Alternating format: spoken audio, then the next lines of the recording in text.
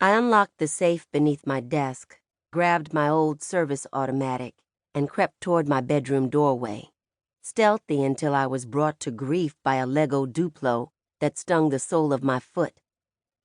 I hobbled the rest of the way to the door and crouched behind it. A few moments passed, just enough time for me to feel ridiculous. I told myself that what I'd heard was the house settling. That was always what it wound up being. The room was still and dark. The only light was from the moon. Puccini, our German Shepherd mix, was closed in your bedroom with you. He let out a single cautious bark. I heard the whoosh of tires on asphalt, a car passing on the Boston Post Road, which was hidden just behind the tangle of woods at the back of our small house. Then it was quiet again. That night, I'd been up late working on a translation at the desk in my room, so it was after 2 when I'd finally shut off the light and climbed into bed.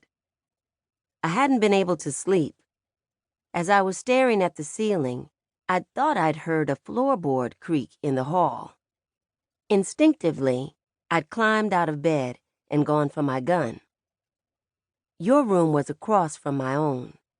I pictured you both asleep and told myself I was being irrational. I told myself we were safe. Then a man appeared in my bedroom, and my heart picked up speed as I watched him approach my bed. I lunged low at him from behind, toppling him to the floor with a crash. His gun thudded against the hard wood and disappeared into the darkness.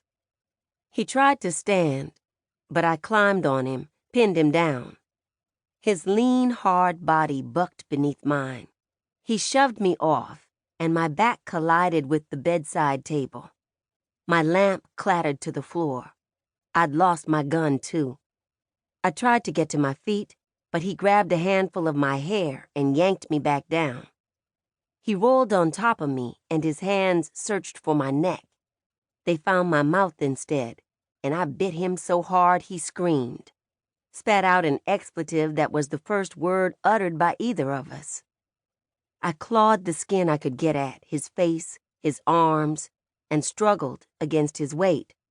He went for my neck again, and as he started to squeeze, I reached behind me, flailing my arms, hoping to find the fallen lamp in the dark. Instead, my fingers curled around a 9mm that didn't belong to me. I lifted it to the man's temple, squeezed the trigger. The sound of the shot exploded through our quiet house. He crumpled, and his weight pressed me down against the hardwood, suffocating me. I heard Puccini race into the room and your footsteps in the hall. Gasping, I struggled to push the heavy body off me, then went to turn on the overhead light and lock the door so you couldn't see inside my room. My breath came hard and fast as I looked at the body. "Maman," one of you called from the hall. "Stay there," I barely managed to choke out, still coughing. My voice was raw and constricted from the violence done to my throat, and my senses were surreally sharp, the effect of the adrenaline coursing through me. I felt like I could see more clearly than I ever had before, and smell more keenly. The tangy scent of his blood and sweat in the air were oppressively strong. I looked at his face. Much of it was missing, but I didn't think I recognized him. Puccini watched me check his pockets for ID, but found none. It didn't matter. I knew who'd sent him. "I'm coming right now," I called to you two as I searched for my gun. I locked it back in the safe and took the man's with me. Puccini followed me out of the bedroom and tracked bloody dog prints all over the wood floor. I pulled the door closed behind me. William, you were there, blinking against the bright light.